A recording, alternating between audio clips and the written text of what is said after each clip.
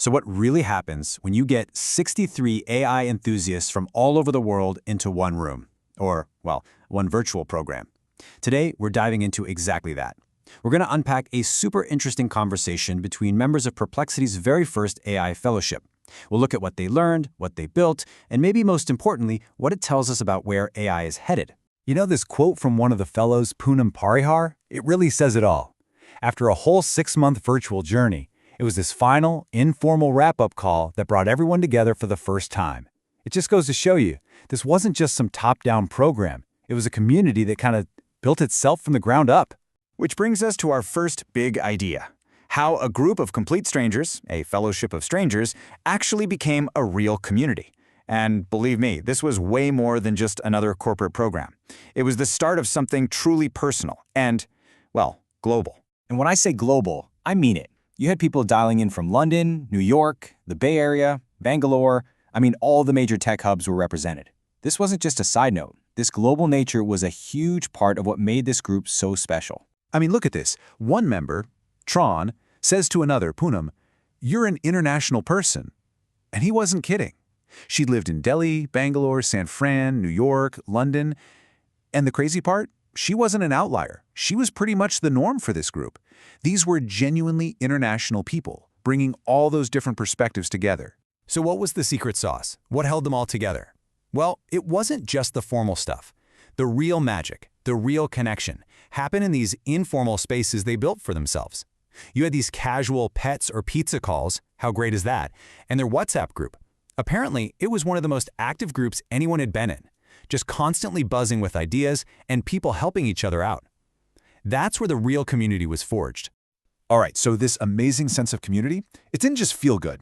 It actually fueled an absolutely incredible learning journey. We're talking about a transformation that went way, way beyond just learning a few new prompts. And when I say incredible, I'm not exaggerating. One of the fellows, Sukhdeep Singh, who came from a sales background and was pretty new to the deep end of AI, he didn't call it a 10x improvement. He said his learning journey was 100x, 100 times better. He went from barely knowing the tool to diving headfirst into complex AI models. That's a huge leap. So where did this massive value come from? Well, it was kind of this perfect storm. First, you've got this insane, unfiltered access to tech leaders, like NVIDIA's Jensen Huang. Then you're getting your hands dirty with the latest, greatest tools. But the real kicker? Learning from each other. You had founders, lawyers, engineers, all these different people in the room sharing what they know. That's priceless. And that leads to what might be the most important point of all. This quote from Uvika Sharma nails it. For a lot of them, the biggest takeaway wasn't the tech skills. It was the trust. It was knowing, hey, if I ever need something, I can just shoot a message to anyone in this group and they'll have my back. That human connection, that feeling of trust, that was the real game changer. Okay, but this group was smart. They weren't just soaking up the information like sponges. They were thinking critically about the whole thing, including Perplexity's own strategy. And this is where the story gets really, really interesting. Right, so they started connecting the dots and asked a really sharp question. What's in it for Perplexity? Why would a company do all this? They pretty quickly figured out it was about a lot more than just being nice. And what they landed on was this idea of a truly symbiotic relationship, a total win-win. Look at this breakdown. The fellows got amazing access and community. And what did Perplexity get? Well, basically free R&D, a huge PR engine, direct customer research, you name it. They got a ton of high-quality feedback without spending a fortune. Uvika's quote here just sums it up perfectly. They didn't feel used, they thought it was clever, brilliant even. Perplexity had basically created this amazing low-cost machine for product testing and marketing. And the fuel for that machine? It was the enthusiasm of the very community they were building. Just, wow. So, of course, a conversation with a group this deep into AI is going to turn to the future, right? And they started wrestling with the exact same dilemmas that all of us are starting to face as AI gets more and more powerful. And the flashpoint for this debate? It was a new tool called Perplexity Comet. Think of it as an AI agent that can connect to your personal stuff, like your email, to help you out. And this immediately raised the big question, the one everyone is talking about. How much are you willing to trust it? How much do you connect it to your personal life? And their discussion just perfectly captures this huge trade-off we're all facing. On one side of the coin, you have Stephanie. She's a lawyer, and she was like, you know what? The benefit of this thing, unsubscribing me from hundreds of junk emails, that outweighs the privacy risk for me. But then on the other side, you have Yuvika, who specializes in risk. And she said, no way, I'm not comfortable connecting this to my Gmail. That data is going straight to their servers.